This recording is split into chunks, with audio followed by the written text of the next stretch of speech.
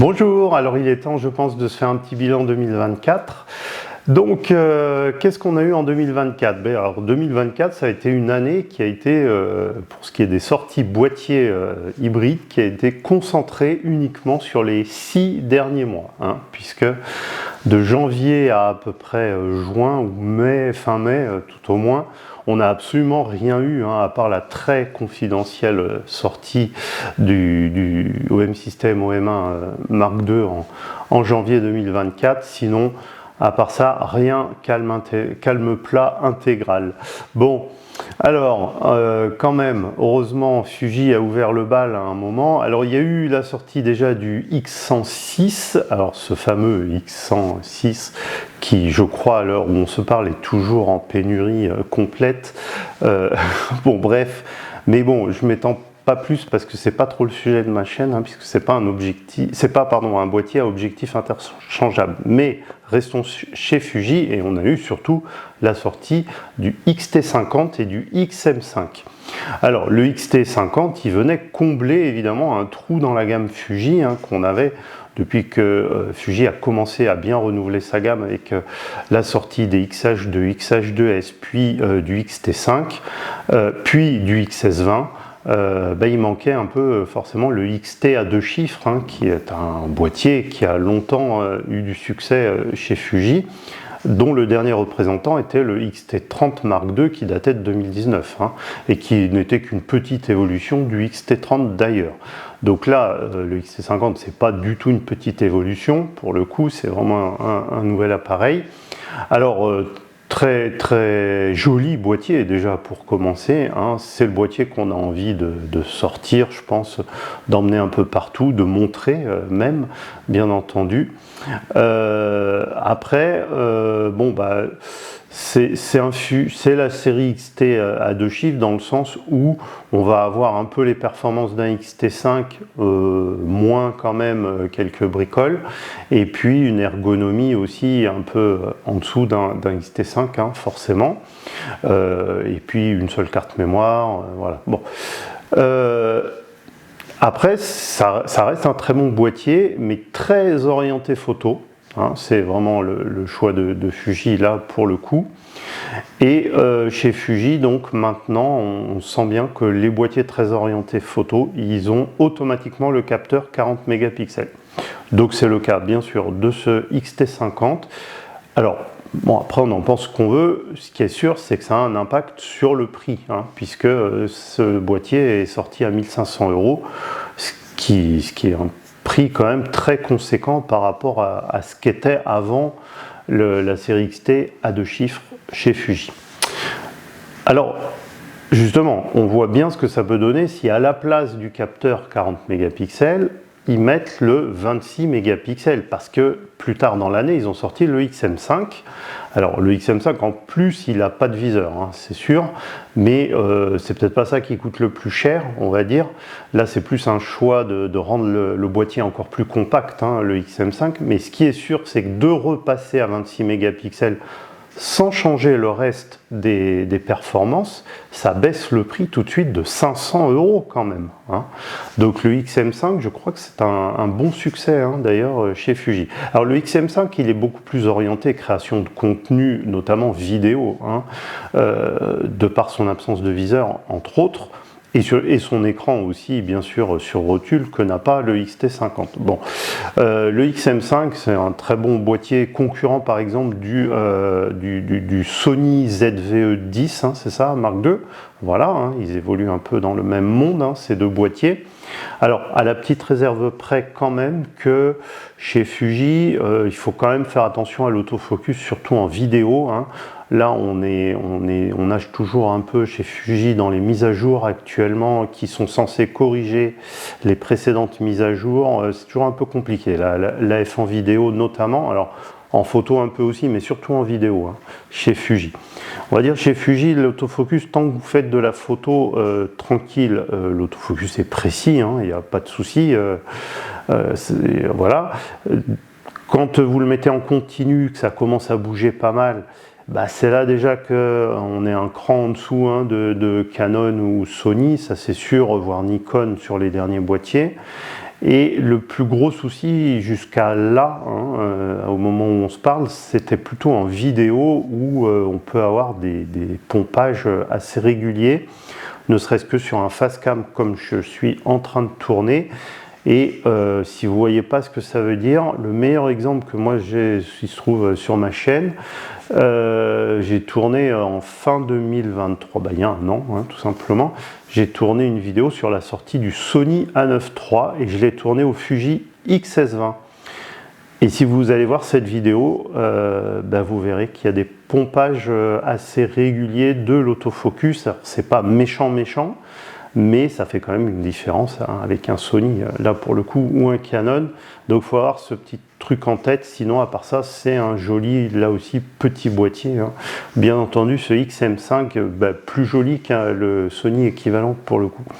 Voilà, on a fait Fuji. Alors après, on va faire Nikon. Alors Nikon, la grosse sortie de 2024, c'est évidemment le Z6 III.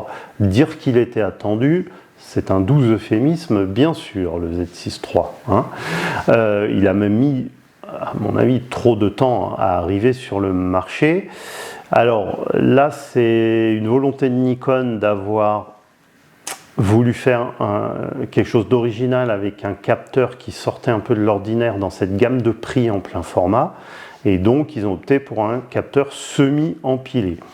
L'expérience montre que ce capteur empilé en photo n'apporte rien de plus en termes de rolling shutter notamment qu'un Canon par exemple R6 Mark II ou R8 même, qui est beaucoup moins cher, qui ont un capteur aussi rapide, qui n'est pas empilé et qui n'a pas les défauts du capteur empilé ou semi-empilé, qui sont une petite baisse notamment dans la montée ISO et dans la dynamique.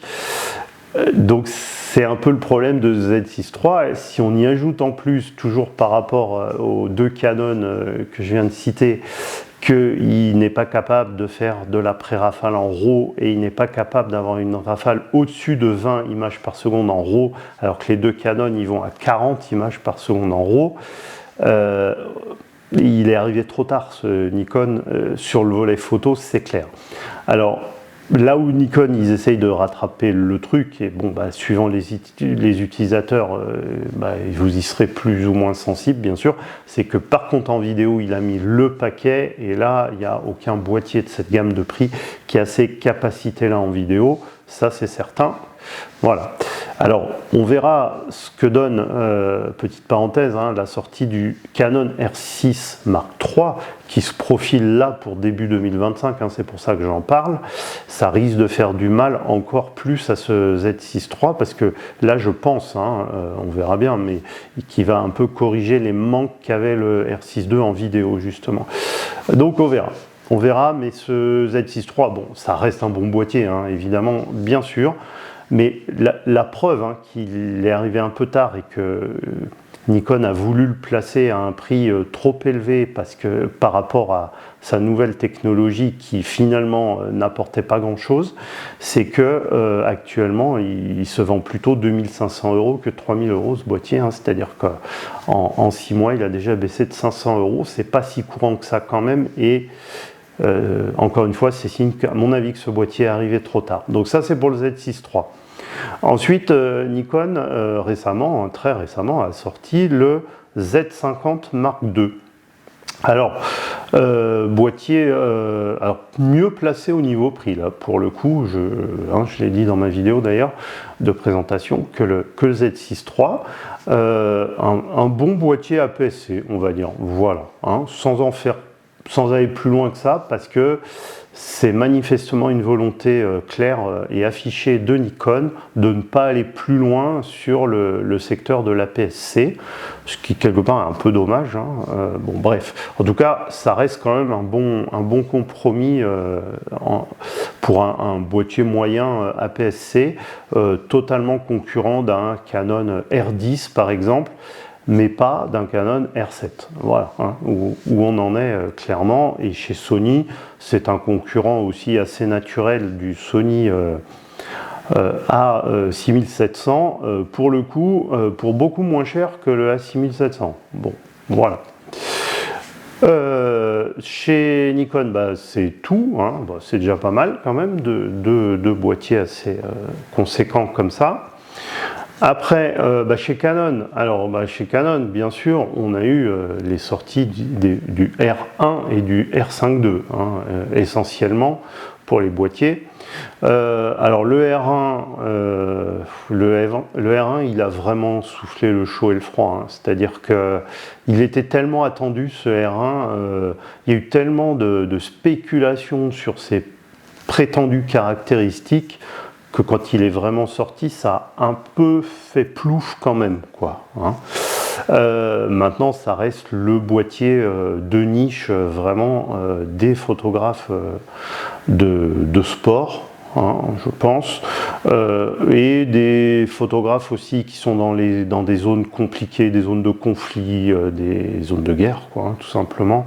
Et je pense qu'ils ont besoin pour ramener les images qu'il faut, ils ont besoin de ces espèces de chars d'assaut là qui sont indestructibles, quoi, hein, au niveau de leur qualité de construction, que ce soit d'ailleurs le Nikon Z9 ou ce Canon R1. Maintenant, sur les caractéristiques elles-mêmes, bah, ça n'a pas fait d'effet waouh du tout, quoi, hein. On a une rafale qui est pas supérieure à celle d'un R6 II ou même d'un R8, hein. 40 images par seconde, et en RAW, bah oui, mais eux aussi le font en RAW, enfin bon, il n'y a aucune différence, et 24 mégapixels, je veux dire, surtout, hein. Voilà, donc ça a été un peu quand même la grosse déception, hein, à ce niveau-là. Bon, par contre, il a une super montée ISO, il a un super autofocus, il a un super viseur, bien entendu. Maintenant, est-ce que ça suffit pour être affiché à 7500 €? Bon, encore une fois, c'est un boîtier tellement de niche que, à la limite, le prix, c'est pas le sujet, manifestement. Alors par contre, là où le prix c'est le sujet, c'est le Canon R5 II, et lui, vu ce qu'il amène, voilà, et je pense qu'ils l'ont beaucoup mieux placé au niveau du rapport qualité-prix, hein, ce Canon R5 II, qui est en train de me filmer d'ailleurs, parce qu'il a corrigé exactement tout ce qu'il fallait par rapport au R5 original, on va dire, sans quasiment changer le prix par rapport au prix du R5 quand il est sorti, bien sûr, parce qu'aujourd'hui le R5 originel bénéficie d'ailleurs d'un joli tarif, hein, à peu près un peu sous les 3000 €, je crois. Donc ça en fait un boîtier intéressant pour qui ne cherche pas, on va dire, ne veut pas de prédéclenchement, n'a pas vraiment de grosses prétentions vidéo et n'a pas de problème avec éventuellement la surchauffe du boîtier en vidéo, la limite des 30 minutes en vidéo, est prêt à avoir un autofocus un petit peu moins performant que celui qu'il y a dans le R5 II, une rafale aussi un peu moins performante, etc. Et surtout un rolling shutter plus prononcé. Bon, si tout ça pour vous c'est pas vraiment essentiel, bah, c'est sûr que le R5 ancienne génération, mais encore très à la page, au prix où il est vendu, ça reste quand même un boîtier intéressant, hein. Voilà. Mais ce R5 II aussi, pour le coup, hein, et face à son concurrent naturel qu'est le Nikon Z8, bah, il fait évidemment très bonne figure. Et ça me permet de faire la transition avec Sony, puisque Sony, ils ont sorti justement le A1 Mark II, là très récemment, et le A1 Mark II, c'est un concurrent naturel quand on regarde ses caractéristiques du R5 II et aussi dans une certaine mesure du Nikon Z8, sauf qu'il est à un prix incomparable avec ces deux boîtiers. Bon, alors après, je pense que les utilisateurs du premier A1 attendaient cette évolution, donc ils sont prêts à payer la différence entre la revente de leur A1 et ce A1 II, hein, puisqu'ils sont équipés en parc optique Sony forcément. Mais sinon, pour des nouveaux acquéreurs qui souhaitent évoluer, c'est-à-dire passer dans un système un peu plus, enfin avec des boîtiers plus performants, hein, qui viennent un peu de la moyenne gamme, du milieu de gamme, pardon, et qui veulent évoluer, c'est quand même nettement plus indiqué d'aller vers un Canon R5 II ou un Nikon Z8 plutôt que de se ruiner avec un II qui va pas amener grand chose de plus et qui va même avoir des choses en moins, notamment en vidéo. Bien. Voilà, donc ça c'est le A1.2, et puis un peu plus tôt dans l'année, ils ont sorti donc le ZV-E10 Mark II, qui est donc, je l'ai dit tout à l'heure, est un peu le concurrent naturel du Fuji XM5. Hein. Donc ça c'est une évolution attendue du ZV-E10 précédent, avec notamment les nouveaux menus, hein, voilà, mais pas que, hein, les évolutions d'autofocus aussi, et là aussi c'est vraiment le boîtier des créateurs de contenu vidéo qui ne veulent pas se ruiner, parce qu'il a un très bon capteur APS-C, on a accès à tout le parc optique évidemment Sony en APS-C, les objectifs de Sony déjà il y en a beaucoup, plus tout Fuji et tout Tamron, Sigma et tout Tamron. Voilà, c'est un boîtier qui est intéressant, hein, pour ceux qui en ont l'utilisation, c'est sûr. Moi, à mon avis, si on me donnait le choix, je prendrais plus lui que le Fuji XM5, honnêtement. Voilà. Donc pour Sony, bon, voilà, hein, on les a tous faits, les constructeurs principaux, bien entendu. Alors après, il y a eu aussi des sorties d'objectifs. Hein. Je ne vais pas toutes les faire parce que là, il y en a quand même beaucoup chaque année. On reviendra peut-être sur, moi je trouve, des sorties assez marquantes. Disons, je trouve que chez Nikon, cette année, il n'y a pas eu grand chose vraiment de marquant, mais cela dit, ils ont déjà bien renouvelé leur parc optique, hein, en monture Z. Ils n'avaient pas forcément à sortir des objectifs cette année. Ils ont amené forcément le 35 et le 50 1.4 de manière un peu étrange, hein, c'est-à-dire qu'ils sont moins chers que leur équivalent 1.8, parce qu'ils sont un petit peu moins bons, entre guillemets, optiquement, mais bon, les tests montrent que finalement, il n'y a pas grande différence. Enfin, bon, un peu compliqué cette histoire. Alors, cela dit, c'est à l'avantage de l'acheteur, puisque ça fait des focales fixes 1.4 qui sont pas chers. Donc si, ça reste des objectifs quand même intéressants de cette année 2024 chez Nikon. Je corrige ce que j'ai dit. Donc chez Nikon, voilà pour cette année 2024 en objectif. Maintenant, je trouve que chez Canon, on a eu deux sorties quand même majeures, hein, en termes d'objectifs dans la monture RF. C'est les focales fixes 1.4 justement, hein, mais cette fois-ci, si on compare avec Nikon, là il n'y a pas de surprise, on a les focales fixes qui étaient celles qui existaient déjà en monture EF 1.4, qui sont le haut de gamme des focales fixes, hein, bien entendu, c'est la série L de Canon, et donc ils ont complété, hein, parce qu'il y avait déjà le 35 1.4, et donc là ils ont sorti le 24 1.4 et le 50 1.4 pour compléter la gamme, et c'est clairement ce qui manquait dans la gamme RF, hein. Donc bien sûr, et autre sortie majeure, bien entendu, c'est le 28-70 2.8, hein, qui faisait clairement défaut, puisque Canon étant une monture entièrement fermée, en tout cas en plein format, aucun transstandard ouvert à 2.8 constant en dehors du 24-70 à 2500 € et 900 grammes aussi, donc c'était pas satisfaisant du tout pour les amateurs fussent-ils experts, hein. Et donc évidemment cet objectif corrige carrément le tir, puisque là c'est clairement l'équivalent par exemple d'un Tamron 28-75 G2, hein, qui existe aussi bien en monture Sony qu'en monture Nikon du coup, et qui est un très très bon objectif, si ce n'est qu'il n'est pas stabilisé, hein. Et donc le Canon il a pour lui d'être visiblement très bon aussi, hein, d'après tous les tests là qu'on a pu maintenant voir, et surtout il est stabilisé, donc monter sur un R8 par exemple, il compense le fait que le capteur soit pas stabilisé. Monter sur les autres plein format Canon, on bénéficie de la double stabilisation, hein, qui a fait ses preuves, que ce soit en photo ou en vidéo. Voilà pour Canon et les objectifs.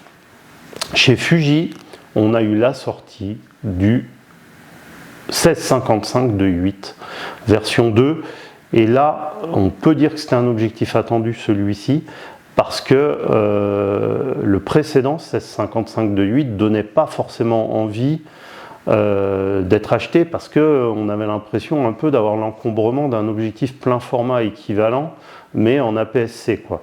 Bon, voilà. Alors là, ils ont carrément corrigé le tir, hein. On a un objectif qui a perdu vraiment énormément en poids, hein, voilà, et qui couvre une focale équivalente à 24,85 avec le f2.8 de la PSC, hein, mais bon, voilà.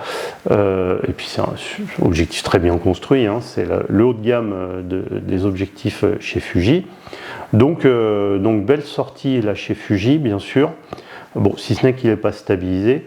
Chez Fuji, en termes d'objectifs, il y a eu c'est un peu confidentiel, c'est le 500 mm, hein, je crois, c'est ça, ouais, qui descend directement de leur gamme moyen format qu'ils ont simplement adapté au niveau de la monture à la PSC.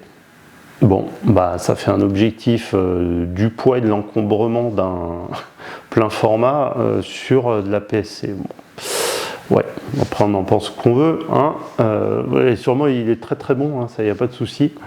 Après, pour le reste, je trouve pas que ce soit un objectif super intéressant et super pertinent.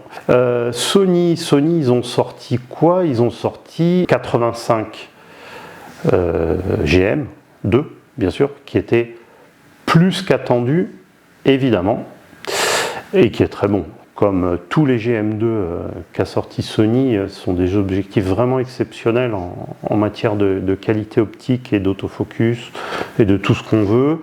Ils sont chers, mais j'allais dire pas plus que les équivalents chez Canon ou Nikon finalement.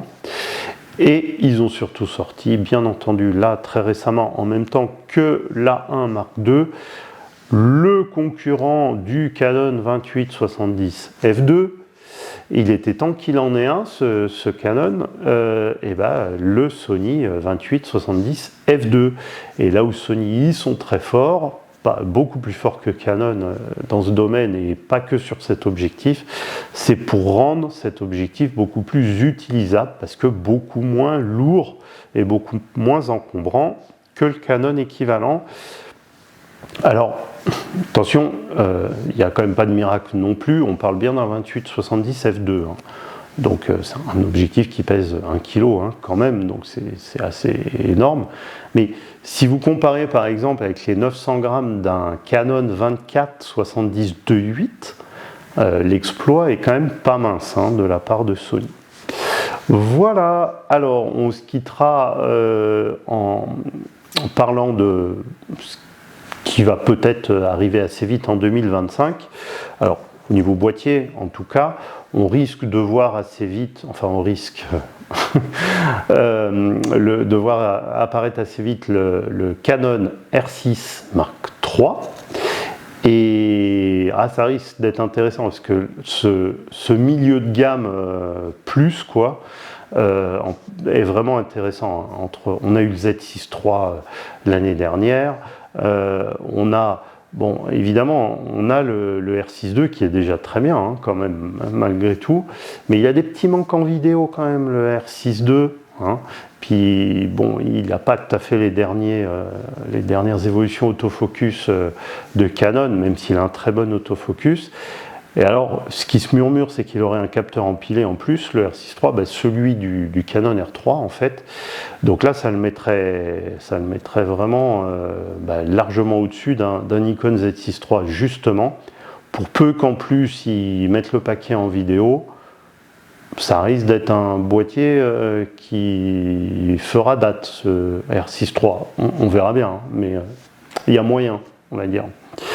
Ça c'est pour Canon, et l'autre boîtier qui est fortement attendu en 2025 et si possible plutôt au premier semestre 2025, c'est bien entendu le Sony A7 IV, hein, le remplaçant du A7 IV qui commence un peu à dater. Et là, qu'est-ce qu'on attend chez Sony? Avant tout, on attend chez Sony une évolution de l'obturation électronique, clairement. Alors, il restera peut-être à 33 mégapixels, même sûrement, et c'est très bien. Peut-être ça sera un peu plus, on ne sait pas trop. Là c'est l'avantage de Sony, c'est qu'ils sont capables de faire un capteur de milieu de gamme qui soit plus défini quand même que les 24 mégapixels. mais au prix d'un rolling shutter, d'une vitesse de lecture de capteur abominable, quoi, la pire du marché et de très loin. Voilà quoi. Hein. S'il y a bien un point sur lequel on attend de l'évolution de chez Sony, c'est celui-ci. On ne doute pas qu'on aura les dernières évolutions d'autofocus, bien entendu, hein, comme chez tous les constructeurs. Voilà, donc le Sony A7 V. Alors, je m'aperçois que je n'ai pas parlé vraiment de Panasonic. Alors, c'est un tort parce que d'abord, ils ont sorti deux boîtiers quand même en 2024. Le S9. Alors moi personnellement j'ai dit tout le entre guillemets mal que j'en pensais dans une vidéo, même si ça reste un boîtier intéressant pour certains usagers, j'en doute pas. Voilà. Et l'autre boîtier phare qu'ils ont sorti, c'est le GH7 bien sûr, qui est une superbe évolution du GH6 et qui est le top du micro 4 tiers. Alors là c'est sûr quoi. Hein. Le Panasonic GH7. Après au niveau objectif, il me semble pas qu'il y ait vraiment beaucoup de sorties là chez Panasonic. Bon, donc on verra bien 2025. Alors en 2025, je pense que on aimerait que Panasonic nous présente enfin l'évolution du. Alors c'était quoi le S1R, c'est ça hein. Ouais, parce que ils ont sorti le S5 puis le S5 II, surtout Panasonic. Alors ça c'était plus c'est pas en 2024 je veux dire. Le S5 II, le S5 IIX, là aussi ça en fait des très bons boîtiers. Alors plus le milieu de gamme, l'entrée du milieu de gamme on va dire là pour le coup au niveau des prix, ils sont très bons dans ce domaine-là, hein, ces deux boîtiers. Ils ont complètement remplacé le S1. Ouais, le S1, c'est ça, qui était un vrai char d'assaut, quoi. Et donc, parallèlement, Panasonic, ils avaient le S1R, c'est-à-dire la version haute résolution du S1. Et celui-là, il n'a encore jamais été remplacé. Comme on voit les bienfaits d'un Canon R5 II, par exemple, ou d'un Nikon Z8 qui combine la haute résolution, les capteurs en pied, etc., on aimerait bien éventuellement voir si Panasonic ne pourrait pas faire un peu la même chose. Hein. Voilà, et écoutez, ça sera tout pour ce petit bilan 2024. On va se retrouver, je pense, assez vite en 2025. Ça sera bien entendu avec plaisir. Merci d'avoir suivi et puis n'hésitez pas à vous abonner comme d'habitude. Au revoir.